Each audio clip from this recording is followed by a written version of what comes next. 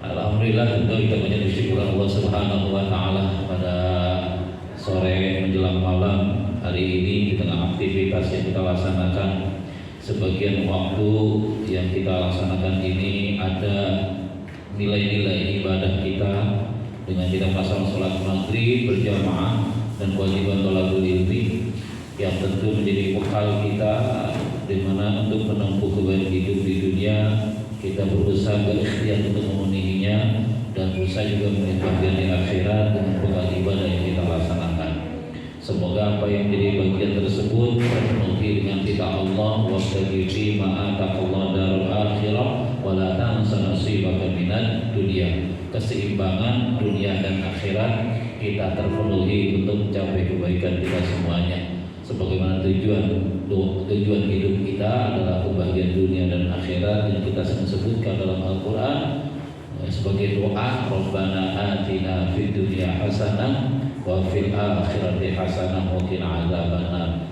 Kita senantiasa mohon kepada Allah, Allah berikan kebaikan hidup kita di dunia, kebaikan hidup kita di akhirat, selamatkan kita dari api neraka. Itulah inti kita hidup di antara dua hal. Sebagai sarana yang kita laksanakan adalah bentuk aktivitas yang kita laksanakan pada hari ini. Bapak-bapak sekalian rahimakumullah, salah satu hal yang berkaitan dengan kita mengamalkan agama itu adalah dengan kita belajar. Tanpa kita belajar maka kita nggak tahu bagaimana ajaran agama. Tentu bagi setiap orang mukallaf yang sudah balik berakal sehat dan sudah terpenuhi nilai-nilai dan ketentuan-ketentuannya, mengetahui bahwa dia adalah umat muslimin, maka tentunya ada hal yang mesti laksanakan dalam hidupnya. Tidak terlepas dari hukum, di mana ada yang wajib dia kerjakan, ada yang sunnah dia kerjakan, ada yang mubah atau boleh dia kerjakan atau halal, atau mungkin bisa jadi ada yang makruh, atau mungkin bisa jadi ada yang haram yang ditinggalkan. Itu tidak terlepas tersebut, tiada terlepas dari tersebut semuanya. Oleh karenanya, supaya kita mengetahui mana-mana saja yang jadi kewajiban dan mesti kita laksanakan tersebut dengan tata cara kehidupan kita ini, maka kita harus belajar betul apa yang menjadi bagian syariat yang telah ditetapkan kepada kita. Salah satu hal adalah kita mempelajari Al-Quran misalnya, apa yang termaktub di dalamnya, apa isi ajaran yang Allah sampaikan di dalamnya. Yang kedua adalah apa yang disampaikan Rasulullah SAW. Nah, mengenai hadis Nabi SAW ini banyak yang dituliskan para ulama hadis. Ada yang mungkin berjilid-jilid tebalnya. Sahih Bukhari misalnya ada 4 jilid, Sahih Muslim ada 2 jilid, Abu Daud ada 4 jilid, Imam Tirmidzi dan lain-lainnya. Kalau bahas itu yang sumbernya berjilid-jilid tebal, nggak akan selesai. Ya, dan juga sifatnya masih umum dari bab dan materi tertentu. Dan yang kita bahas adalah khusus mengenai kaitannya apa yang disampaikan Rasul, baik perbuatan, perkataan dan tindakannya mengenai hukum. Mengenai hukum dalam syariat itu, dan sangat dikenal di kalangan pondok pesantren dan kajian-kajian di masjid.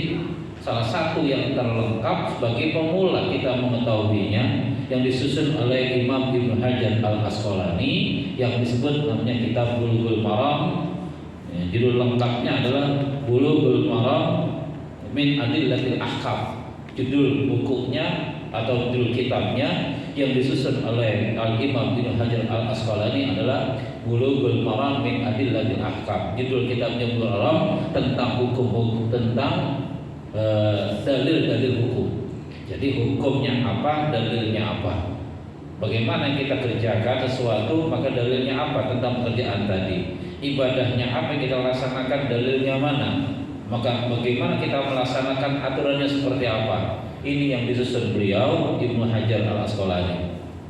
Tentu terkait dengan apa yang disampaikan tadi, maka bagi kita perlu mengetahui pengantarnya. Kalau dalam tulisan asalnya ini banyak sekali pengantarnya yang disampaikan tentang pengantar ilmu hadis dahulu. Ketika kita ingin mengkaji Al-Quran, bagaimana di dalamnya penjelasannya ada ilmu tafsir. Bagaimana kita harus menelaah ayat-ayatnya, kandungannya, ajaran yang di dalamnya. Demikian hadis Nabi Sallallahu Alaihi Wasallam, supaya kita ingin mengetahui jelas apa yang disampaikan Rasul Sallallahu Alaihi Wasallam, maka pengantarnya tentang hukum-hukum tadi yang disebutkan dari hadis, maka perlu kita telah lebih lanjut untuk mengetahui maksud disusun kitab ini. Awal kali Al-Imam Ibnu Hajar menuliskan dengan kalimat Bismillahirrahmanirrahim. Kalau Bapak mungkin yang berusaha untuk mempelajari sumber asli berbahasa Arab, ya, itu yang membedakan apakah itu susunannya berasal dari ulama Islam atau di luar Islam, itu gampang Pak. Ada kalimat Bismillah atau di depannya. Karena saya punya buku bahasa Arab tebal banget, namanya Al-Munjid fil Lughah wa fil Alam. Bahasa Arab semua itu, kamus bahasa Arab. Tapi yang menyusun Louis Ma'lum Al-Katoliki, ya nggak ada Bismillahnya. Kenapa? Louis Ma'lum itu apa? Orang Katolik, Pak. Al-Katoliki Katolik. Ya, saya juga ada Al-I'rab wal Qawaid al-Lughatil Arabiyyah. Itu sampai contoh-contohnya tentang kaidah-kaidah bahasa Arab, sampai dibuktikan suatu dasar tertentu, cara membaca, cara menyusun, bagaimana mengetahui esensi bahasa Arab. Bahkan mengambil contohnya dari ayat Al-Quran, mengambil contoh dari hadis, tapi awal kali dituliskan gak ada basmalah. Kenapa yang nyusun? Yang nyusun orang Libanon beragama non-Islam. Ya, jadi Pak, tidak semua orang Arab itu Islam, ya. Dan mereka menyusun kitab-kitabnya berbahasa Arab. Ya, bahkan kalau orang-orang Palestina yang Kristen ya biasa, alhamdulillah, gitu Pak. Di sini diganti kalimatnya lain. Sana biasa, alhamdulillah gitu. Ya, biasa, sama aja gitu. Ya, dasar-dasar yang awal. Cuma tentu ada hal yang membedakan tulisan-tulisan itu. Kenapa? Kullu amrin dzibadin la yadau bi bismillah wa huwa aqta. Rasulullah menyampaikan kepada kita segala perbuatan apa saja disebut baik, itu akan hilang keberkahannya, hilang kebaikannya tatkala enggak diawali dengan bismillah. Maka awali tadi sudah dimulai oleh pembawa acara, kita tadi ngaji dengan awal basmalah. Minimal itu. Apalagi lengkap sampai waladhdallin. Minimal baca basmalah. Bismillahirrahmanirrahim. Nah, bismillahirrahmanirrahim hurufnya berapa, Pak? Bismillahirrahmanirrahim hurufnya berapa? Pernah itu enggak? 19 masa? Hah? 15 ke 19 itu? 19 ya. 19 ba sin mim berapa? 3. Alif lam ha berapa? 4. 7 dia. Terus Ar-Rahman, alif lam ra ha mim nun berapa? Alif lam ra berapa? 3. Terus Rahman ha mim nun 3. Berapa ini? 19. Nah, berapa ini? Ar-Rahim alif lam ra ha ya mim. Jadi bagi jumlahnya 19. Laha 19. Ya, kalau kita baca dia di surat yang pendek ya, disebutkan memang ada malaikat penjaga 19. Ya, ini dihubungkan dengan bismillah hurufnya 19. Itu simbol luar biasa, Pak. Zaman Nabi Sallallahu Alaihi Wasallam belum ada redaksi ingin mengetahui lebih lanjut jumlah huruf-huruf dalam Al-Quran. Di Al-Quran itu 33.015 huruf, Pak. 33.015 huruf itu semua huruf semuanya. 77.439 kosakata. Ya, alfaz Allah itu 2.697, Ar-Rahman itu ada 57, Ismun itu ada 19, Ar-Rahim ada 114, 115 tapi disandarkan pada Allah. Jumlahnya kalau dijumlahkan tadi ismun Allah ya, dan Ar-Rahman Ar-Rahim terbagi semuanya genap 19. Kalau 57 kan kali 3, Pak. 19 kali 3 berapa? 19 kali 3 57. Benar enggak? Gitu, Pak. Ar-Rahim ada 114 alias 19 kali 6. Gitu, Pak. 142 kali 19 berapa? 2697. Itu matematika ya, Pak. Jadi gampang, jadi nggak bisa dipungkiri. Dalam kitab Idzajul Quran segi di mana Sayyid Khalifah lalu mengutip tentang bagaimana pembilangan Al-Quran itu semua kembali dengan lafaz Bismillahirrahmanirrahim. Jadi nilainya luar biasa. Maka ketika Rasulullah mengatakan setiap perkara dari mulai dengan basmalah hilang nilainya. Kenapa? Semua tercakup dalam kalimat itu. Itu makanya para ulama tidak melepaskan diri setiap menuliskan kalimat diawali bismillah. Dulu waktu zaman saya sekolah SD, Muhammad Dasar, Bidayah, pasti guru suruh nulis bismillah dulu. Ya, itu mengamalkan guru-guru zaman dulu begitu sangat memperhatikan nulis apapun pakai bismillah. Zaman sekarang tidak ada, hampir nggak ada. Maka hilang Pak keberkahannya. Bahwa akta bahwa azda katanya hilang diangkat, akta itu terputus artinya. Ya, kalau putus apa? Nggak ada manfaatnya Pak. Nah, udah diikat-ikat lepas semua gimana? Gak diikat. Itu contoh aja. Kenapa pentingnya basmalah? Nah, oleh karena itu nanti kalau kita kajian tafsir misalnya itu kajian basmalah macam-macam nanti. Ya, tentang basmalah. Contohnya misalnya tafsir Ayatul Ahkam para Sawuni. Itu agak cukup panjang tentang bagaimana mengkaji basmalah, termasuk di dalamnya oleh Imam Al-Katsir ketika awal kali menyebutkan kata basmalah dalam telaah beliau yang sangat panjang. Ya, kita kan belajar tafsir Pak. Nah, kita hanya memulai saja dengan basmalah yang penjelasan singkat. Yang kedua, Al-Imam Ibnu Hajar lalu memuat moto hadis kitabnya itu dengan kalimat wa ma atakumur rasul fakhudhu. Dan apa yang datang kepada kalian oleh Rasul, artinya apa yang Rasulullah sampaikan kepada kalian, fakhudhu, maka ambillah itu. Artinya apa? Jadikanlah pedoman. Kurang lengkap kalau kita baca soal Hasyr ayat 7 lebih lengkapnya wa ma atakumur rasulu fakhudhuhu wa ma nahakum anhu fantahu. Di samping apa yang Rasulullah sampaikan itu kita ambil, kita gunakan, kita amalkan. Di samping itu pula wa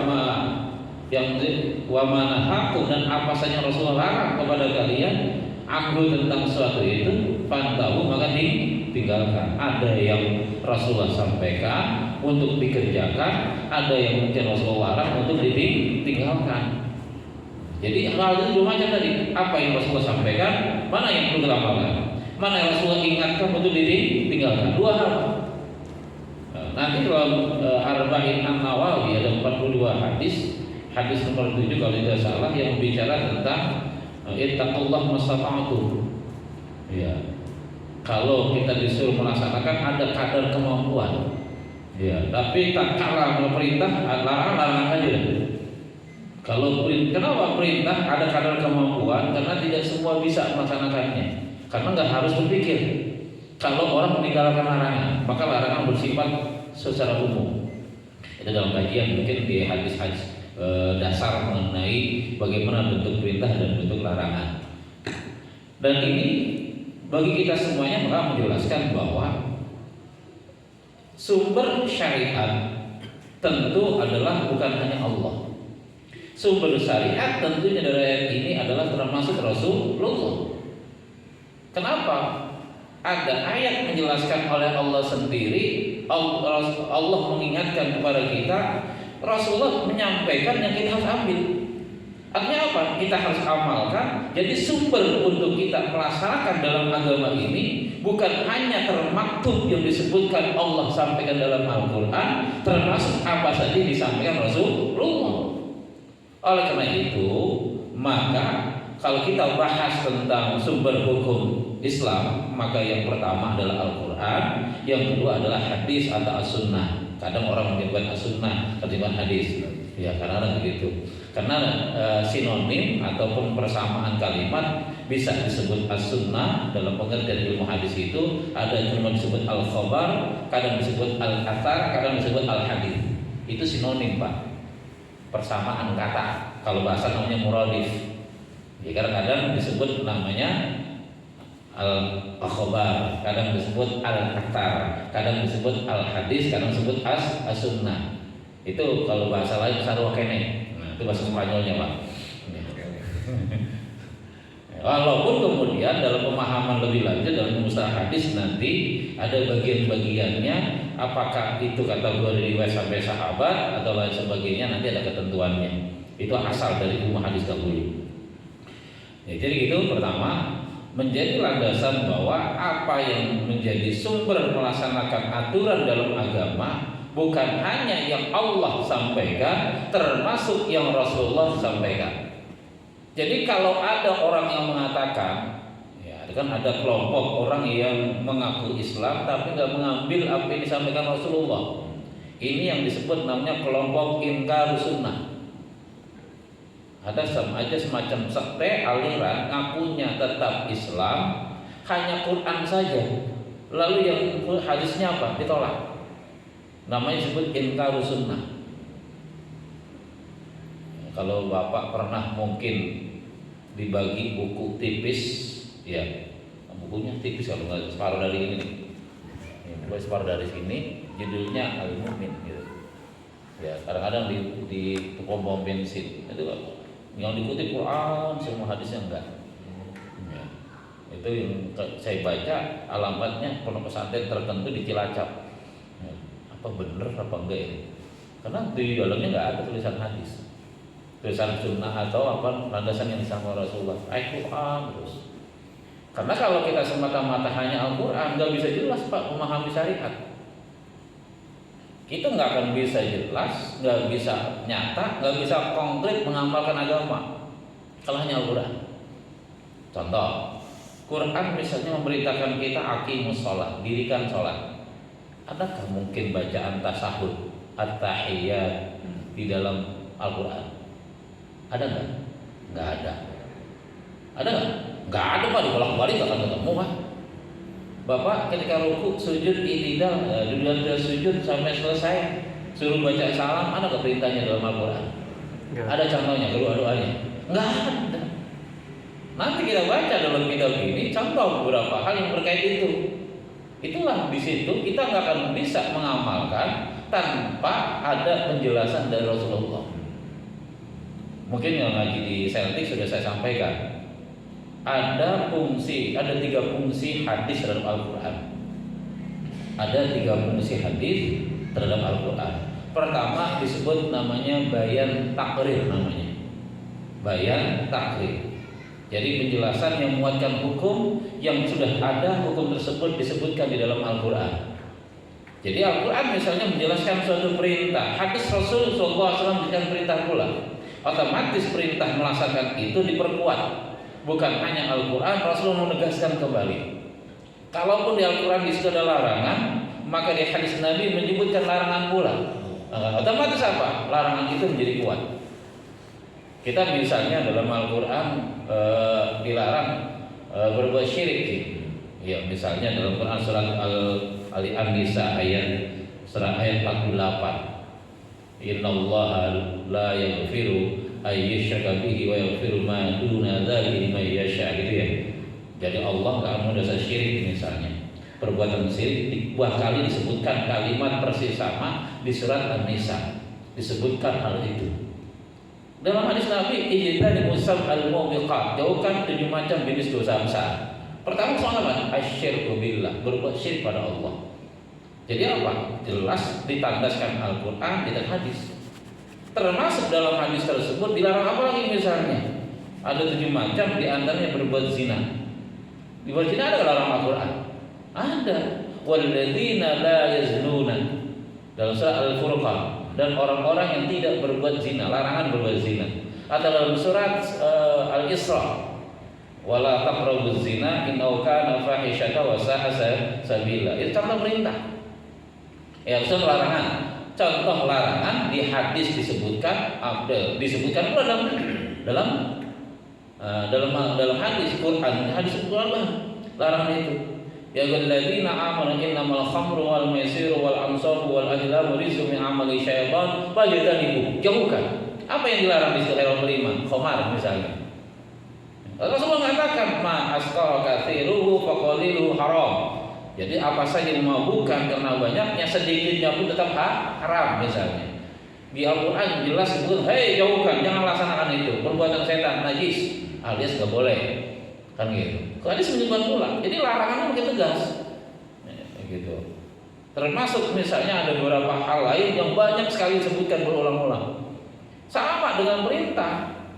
Ya, sama dengan perintah. Apakah ada perintah puasa dalam Al-Qur'an? Ada kewajibannya? Ada. Betul enggak? Ada. Ya, ya alladzina amanu kutiba alaikumus siap. Nah, bulan Ramadan para dai sering kali menyampaikan hadis tentang puasa, banyak hadisnya. Banyak sekali disebutkan hadisnya. Nah, jadi apa? Makin menguatkan kewajiban puasa itu. Itu contoh, Pak. Ini mengingatkan kepada kita bahwa jangan mengabaikan apa yang Allah dan Rasulnya sampaikan serta perintah untuk dilaksanakan. Jangan mengabaikan yang Allah dan Rasulnya larang. Makin menguatnya larangan tersebut, bukan hanya Allah menegaskan, Rasulullah menegaskan pula.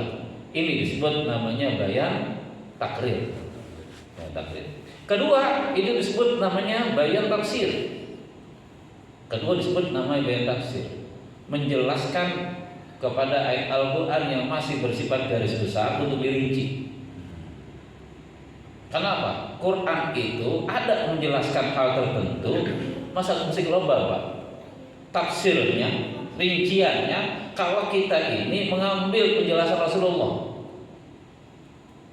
Ya, contoh kan kita wa aqimus shalah wa atuz zakat tadi. Dirikanlah salat, tunaikan zakat. Ya, contoh, Allah memberikan ada puasa, ada sholat, ada zakat. Kita nggak akan bisa melaksanakan aturannya. Ada nggak misalnya dalam Al-Quran tersebut sholat zuhur 4 rakaat, sholat asar 4 rakaat, maghrib 3 rakaat, isya 4 rakaat, subuh 2 rakaat. Ada ayatnya di Al-Quran? Nggak ada. Cara-cara kita merakaat tadi disebutkan nanti dalam hadis-hadis ini. Di bulan Maret insya Allah ada. Gitu. Sama mengeluarkan zakat. Quran menyebutkan macam-macam zakat, nggak ada. Ada zakat fitrah, zakat mal. Rincian kita dalam hadis nggak bisa aturannya. Ya, kita zakat fitrah menggunakan apa? Gitu kan? Ya. Kan kalau al-zabib atau al-khinta berkaitan dengan kurma dan gandum yang Rasulullah keluarkan sebagai zakat fitrahnya, kan nggak disebutkan Al-Quran secara umum. Quran hanya menyampaikan khudh min amwalihim sadaqatan tutahhiruhum wa tuzakkihim biha wa shalli 'alaihim inna salataka sakanun lahum, misalnya, di mana fungsi zakat itu mensucikan, membersihkan harta dan jiwa. Tapi bentuk harta yang dikeluarkan tidak disebutkan. Dan kapan waktunya? Tidak disebutkan juga. Iya, kapan waktunya? Ada Quran misalnya wa atu haqqo yauma hasad, ditunaikan haknya dengan zakatnya pada hari panennya. Berapa hitungannya? Kalau panen ini sekian, panen ini sekian. Nanti tuh dalam bab zakat dijelaskan, Pak. Kebetulan saya di tempat lain sudah sampai bab haji. Ketika bab zakat, ya Allah, banyak sekali rinciannya. Bagaimana tentu kadar tertentu seorang ini memiliki harta yang mesti dikeluarkan zakatnya. Itulah yang disebut namanya nisab. Namanya nisab. Jadi tidak serta-merta orang punya tertentu lalu mengeluarkan kalau belum sampai jumlah yang telah ditentukan. Kalau belum sampai jumlah ditentukan, bukan zakat, boleh sedekah. Ya, boleh berinfak itu misalnya. Tapi belum disebut zakat. Zakat kalau sudah punya kategori tertentu dalam jumlah harta yang dimiliki. Nah, kalau kita hanya menggunakan Al-Quran, nanti ada hadis Nabi di Bulughul Maram tentang kaitannya maitah, bangkai, ya, adam itu darah. Kalau kita baca Al-Quran misalnya surat Al-Baqarah 171 yang disebutkan tentang diharamkannya maitah wal khinzir. Ya, Al-Quran disebutkan diharamkan kita makan bangkai dan ya, dam, bangkai, kemudian darah dan daging babi. Dan wa ma uhilla li ghairillah, dan binatang yang disembelih tidak menyebut nama Allah. Kalau kita ambil Al-Quran itu, semua bangkai haram, kan nggak ada pengecualian sama sekali. Karena sama sekali bangkai apa aja. Bangkai itu apa sih? Binatang yang mati tanpa bersembelihan syariat. Ketika dia mati dengan sendirinya, ya, atau mati karena bukan diatur oleh syariat cara matinya, lalu kita makan, maka makan bangkai haram hukumnya. Secara umum begitu. Tetapi Rasulullah menyebutkan wahillat lana maitadani wad damani as-samku wal jar wal kabid wal tihal. Nanti di rumah ada, Pak. dihalalkan bagi kita 2 jenis bangkai, ada 2 jenis darah misalnya. Bangkai disebutkan Rasul mengecualinya. Apa itu? Ikan dan belalang. Berarti kalau makan kodok, kalau nggak disebutkan, sembelih dulu lah. Hari kalau gitu. Misalnya, kalau nggak ada dalilnya ya. Ya. Jadi kalaupun ada ingin jadi halal, belum kalau setapur kan segala sesuatu di permukaan bumi ini asalnya boleh kecuali ada yang mengharamkan misalnya. Nah kalau ada yang mengharamkan, otomatis kita nggak boleh. Nggak disebut haramnya, ya otomatis aturannya apa? Bangkai atau tidak? Misalnya seperti itu. Nah, ini contoh aja. Kalau kita mungkin ada tindak pidana orang yang mencuri, asariqu wasariqatu faqtu aydihuma jazaa'an bima kasaba nakala. Dan ketika ada pencuri laki-laki dan perempuan, apa dihukum? Dipotong tangannya akibat dari perbuatan dia. Ya. Bima kasaba. Kenapa perbuatan dia? Nakala sebagai peringatan. Ya. Ketika orang mencuri, jangan disebutkan Quran. Berapa kira-kira orang itu perlu dihukum? Apakah nyolong ayam dengan orang yang nyolong miliaran sama? Benar kira-kira? Kan ada yang nyolong miliaran Pak. Nah, ada kan ya? Ratusan juta nyolongnya, sama nyolong ayam misalnya, sama hukumnya? Beda. Maka Nabi nanti di rumah ada di bab kitab Hudud, la yaqtau yadusarikin illa birubdi dinarin. Tidak dipotong tangan pencuri itu kecuali sudah mencapai seperempat dinar, 3,3 gram. 1 gram yang 1 juta kali 3 otomatis 3 juta tambah 0,3 kilo-kilo 3.300.000 atau 330.000. Nah, itu contoh Pak kalau ngitung matematis. Iya.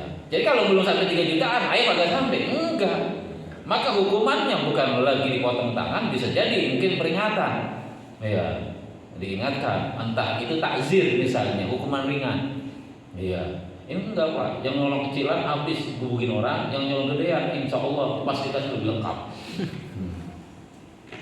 Kembali ke kira-kira, seharusnya gedean hukumnya lebih berat, yang kecil hukumnya lebih ringan, itu ya adil. Ini kembali sekarang, benar nggak kira-kira?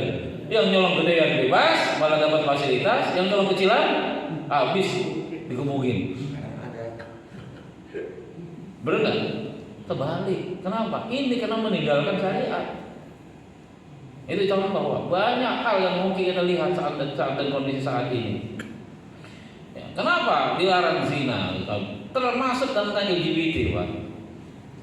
Jika kalian wajadtum amal kaum Lut misalnya, kalau kalian mendapati satu tindakan perbuatan seperti kaumnya Nabi Lut, ya faktul fa'ila wal maf'ul, maka perlu dilakukan vonis dibunuh baik yang menjadi objek dan subjeknya. Kita kan nggak ada hukuman itu Pak. Udah penyakit sosial, penyakit masyarakat. Ya. Hukum itu nggak dipakai Pak kita. Akhirnya apa? Udah penyimpangan seksual di mana-mana terjadi. Sebab orangnya lebih besar lagi.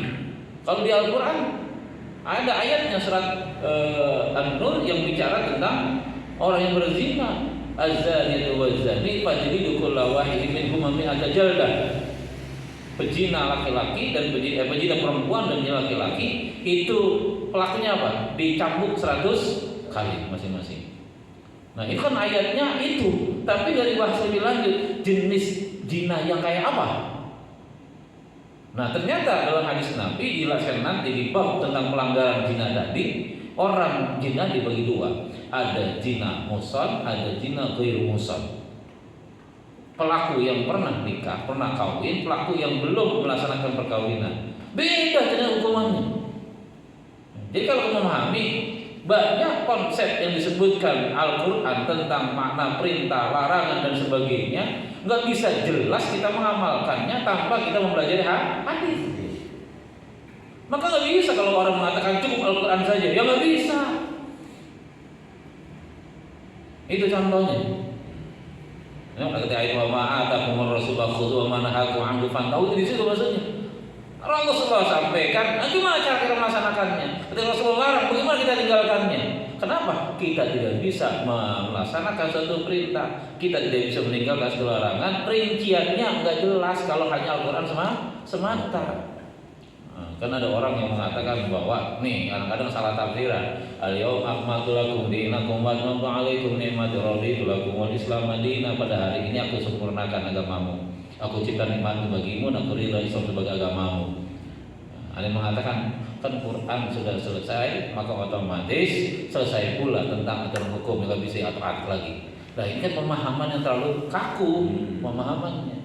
Padahal penjelasannya bukan hanya Al-Quran, tapi penjelasannya banyak dimuat dalam hadis. Kemudian para ulama untuk menganalisis kedua jenis keutamaan tadi, Al-Quran dan hadis, ada dasar yang mendalam yang disebut namanya ijtihad. Maka nanti kita akan pelajari di samping apa yang disebutkan hadis Nabi Shallallahu Alaihi Wasallam, para ulama lalu menganalisis bagaimana konteks dalil itu, konteks hadis itu sebagai bentuk kita amalkan kayak apa.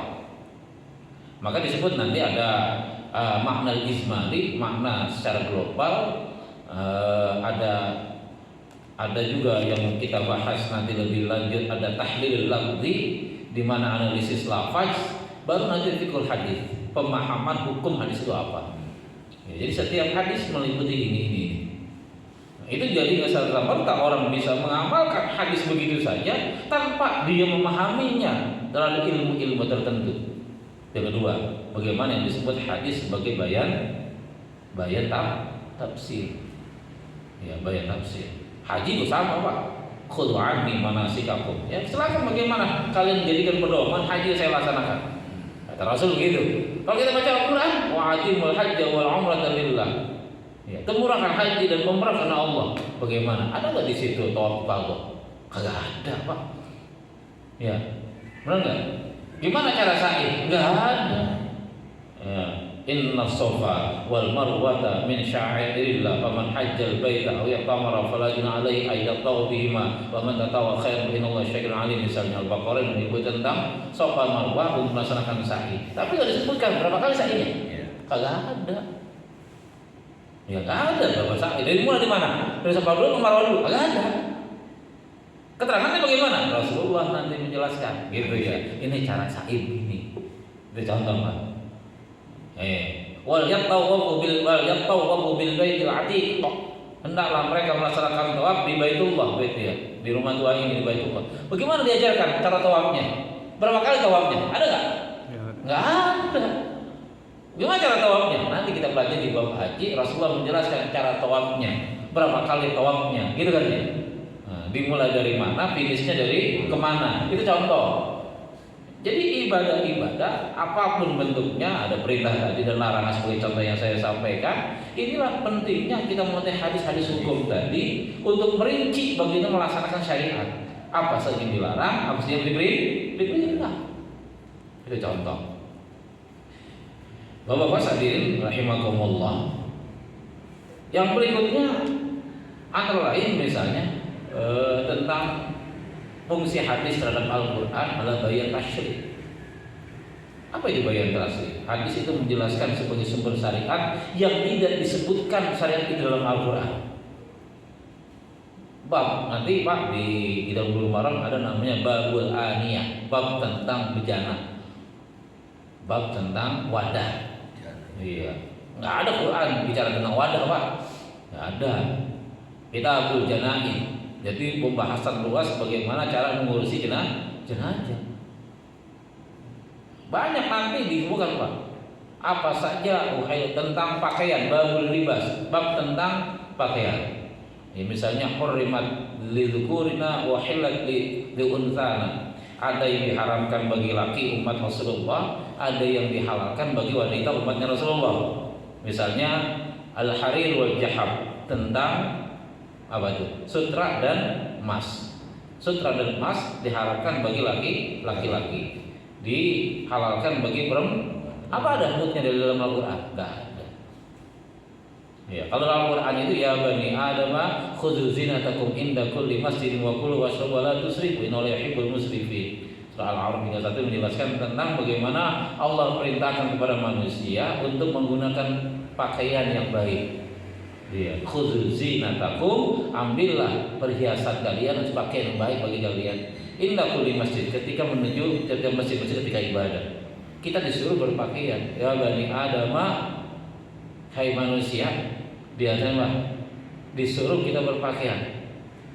Kita disuruh berpakaian, tapi mana saja pakaian yang boleh, enggak boleh. Enggak sebutkan hukumnya. Nah, apa saja yang lain banyak Pak, nanti akan temukan oleh kita beberapa hal yang disebut dalam Al-Quran. Sholat witir, ada nggak aturan sholat witir dalam Al-Quran? Nggak ada. Padahal Rasulullah tiap malam sholat witir. Betul nggak? Tiap malam sholat witir. Habis entar bab sholat witir ini paling banyak Pak di Bulughul Maram, paling banyak tentang witir. Karena seringkali polemik, kalau udah witir lagi enggak, kalau udah witir nanti boleh sholat lagi enggak? Ada pertanyaan gitu kan. Nanti insya Allah banyak itu, insya Allah kita akan paparkan di situ. Pengurusan jenazah nggak ada Pak. Bagaimana dalam Al-Quran menjelaskan harus dimandikan, dikafankan, disolatkan, dikuburkan? Nggak ada aturan itu. Adanya mana? Di Al-Quran, di hadis adanya. Di Quran nggak ada. Ada ketika dalam surat At-Taubah itu ya disebutkan tentang ketika ada orang yang munafik, si Abdullah bin Ubay itu meninggal dunia, ya wala taqum fi qabrihi, jangan kau berdiri doa di atas kuburnya, wala tusalli alaihi abada, jangan kau kali-kali salatin orang itu. Karena hadis ayat Qur'annya cuma itu Pak, berkaitan dengan jenazah, orang yang jelas kemunafikannya ditegur oleh Allah, nggak boleh diurusin, didoain. Sampai segitunya itu. Ya. Tetapi nggak ada mata rantai yang disebutkan lebih lanjut. Bagaimana cara-caranya? Nggak ada. Maka kalau kita baca Al-Quran saja, orang mati diapain kita? Susah. Inilah hadis-hadis yang kita akan bahas lebih lanjut. Kenapa tadi wa ma'atakumur rasulu fakhudhuhu wa ma nahakum anhu fantahu di situ. Nah, ini baru satu dalil awal. Apa yang beliau sampaikan oleh Imam Mujar, alhamdulillahi ala ni'amihi al-zahirati wal batinati qadiman wa hadithan, wa salatu wa salam ala nabihi wa rasulihi Muhammadin wa alihi wa sahbihi alladhina saru bi nusrati dinihi sayran hadithan, wa la asba'i alladhina warathu ilmahum wal ulama warathatul anbiya akrim bihim warithan wa mawruthan. Ya, bisa di-share enggak Pak Awal kalimat ini. Ya, kalau baca begini Pak. Alhamdulillah, kalau baca ini enggak pakai harokat, sama pakai harokat di sini. Alhamdulillahi ala ni'amihi. Jadi segala puji milik Allah atas nikmat, pemberian nikmatnya. Ni'am itu jamak dari nikmat. Ya. Nah, alhamdulillah ini mengantarkan kita segala sesuatu hal yang kita rasakan tentu mensyukuri terhadap Allah dengan segala nikmatnya. Dan kalimat alhamdulillah ini menampakkan kepada kita tidak ada sesuatu hal yang dimiliki makhluknya, semua adalah milik Allah. Jadi kalau kita merasa nikmat tersebut milik kita, maka nanti kecewa kalau kurang. Kalau kita merasa itu milik Allah, maka tatkala itu melimpah, kita banyak bersyukurnya. Kalau mungkin kurang, kita merasa cukupnya. Kalau mungkin tidak ada, kita dulu bersabarnya. Kenapa? Segala sesuatu adalah milik Allah. Maka alhamdulillah. Kalimat alhamdulillah, kalau dalam bahasa Arab alhamdulillah itu namanya alil istidrak, meliputi semua hal. Meliputi semua hal namanya istidrak, Pak. Misalnya dalam Quran surah As-Asr, wal 'asri innal insana lafi khusr. Demi masa, ya, innal insana, sungguh manusia lafi khusr, benar-benar berada dalam kerugian. Kata innal insan itu alnya semua manusia. Nah, kenapa dipahami itu semua manusia dalam kerugian? Karena ada kalimat illal ladzina amanu. Yang gak rugi siapa? Kecuali orang yang beriman. Jadi sangat rugi semua. Wa amilus sholihat, kecuali mereka yang beramal soleh. Wa tawassaw bil, kecuali mereka yang berwasiat dalam berbuat kebenaran. Wa tawassaw bil haqqi wa tawassaw bis sabr, berbuat kebenaran. Wa tawassaw bis sabr, yang paling berpesan dalam rangka berada dalam kesabaran. Jadi ada 4 kategori yang disebut tidak rugi. Diawali ketika keseluruhan tadi kalimat innal insan, ada alnya. Ya, kadang al itu meliputi semuanya. Jadi ketika alhamdulillah meliputi semuanya, nikmat berasal dari Allah.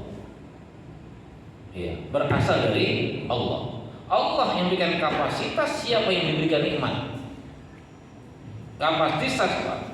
Kapasitas yang diberikan karunia-Nya. Jadi kalau kapasitas Allah, maka takaran Allah, bukan takaran kita. Kenapa? Takaran kita kan pengennya ini, tapi belum tentu pantas dengan Allah. Contoh kecil, Pak. Kalau Bapak tiba-tiba dapat uang misalnya 5 triliun, nggak mungkin Pak ngambil rumah di sini Pak. Kenapa ngambil di sini? Karena uang terbatas. Kedua, kenapa bisa ngambil di sini? Ya bisa Bapak bertemu sini, bisa silaturahim, bisa kumpul segala macam. Jadi apa? Di balik sesuatu hal yang nampaknya pengennya lebih, tapi Allah berikan segitu, ada ternyata keuntungan yang diberikan. Betul nggak? Jadi jangan, wah dia enak banget ya, anak presiden, wah enggak gitu. Ya enggak, memang takarnya dia begitu gitu Pak. Kan kita ada ini kan ceramahnya dari Sejuta Umat dulu Jenderal MZ yang ngomong begini, ketika petani habis selesai dia itu membajak atau mungkin nanam di kebunnya, kan istirahat di bawah pohon beringin, diperhatikan di pohon beringin sambil dia sarap. Ini sama sesi konsumsinya. Dia lihat-lihat, diperhatikan sambil dia ada angin semilir di pohon beringin. Setelah menikmati bawa hidangannya di rumahnya, diperhatiin pohon beringin gede ya, tinggi, besar, batangnya besar. Kok kenapa daunnya kecil, buahnya kecil ya? Kenapa daunnya kecil, walau batangnya gede? Kenapa buahnya kecil? Diperhatikan ini dalam lampu, batangnya kecil, kenapa daunnya gede, buahnya gede? Benar nggak? Baru selesai ngomong gitu tiba-tiba jatuhlah satu buah pohon beringin pas di hidungnya. Ternyata Allah Maha Adil. Coba kalau lah misalnya pohon beringin buahnya kayak labu, habis mengapa saya? Benar nggak gitu? Jadi ukurannya bukan apa? Allah sudah membagi suatu hal, nikmatnya itu macam-macam, ada ukurannya masing-masing. Memang yang gede ukurannya siapa, yang kecil ukuran siapa, gitu aja. Kadang-kadang gitu banding-bandingin kan. Itu contoh apa? Ada tafsir Al-Fatihah B. Arifin. Bukan ada penceramah, kadang-kadang yang B. Arifin ada Samudra Al-Fatihah. Dia mengutip. Di antara yang dikutip riwayat berkenaan seandainya segala nikmat ini Allah berikan kepada kita, lalu kita nggak mengucapkan alhamdulillah, maka sungguhnya alhamdulillah semua nikmatnya akan tertutupi dengan ucapan alhamdulillah tadi. Artinya apa? Gak ada sesuatu nikmat yang istimewa kalau kita kembalikan segala pujian yang Allah berikan, nikmat hanya Allah yang ngasih, maka semua itu ada manfaatnya bagi kita. Tapi sebanyak apapun hal itu diberikan, tapi nggak ada pujian pada Allah, hilang dan sirnanya nikmat itu. Nah, itu Pak, sampai jauh itu. Dari sama. Ini buat pengantarnya aja. Ya mudah-mudahan manfaatnya kita lanjutkan nanti. Ya, materinya baru saya share. Tapi nanti kalau saya buat slide-nya, saya potong-potong. Siap. Ya, potong-potong jadi tahu aslinya ntar mana. Wallahu a'lam bishawab. Subhanakallahumma wa bihamdika asyhadu an la ilaha illa anta astaghfiruka wa atubu ilaik. Wa billahi taufiq wal hidayah. Wassalamu alaikum warahmatullahi wabarakatuh. Waalaikumsalam.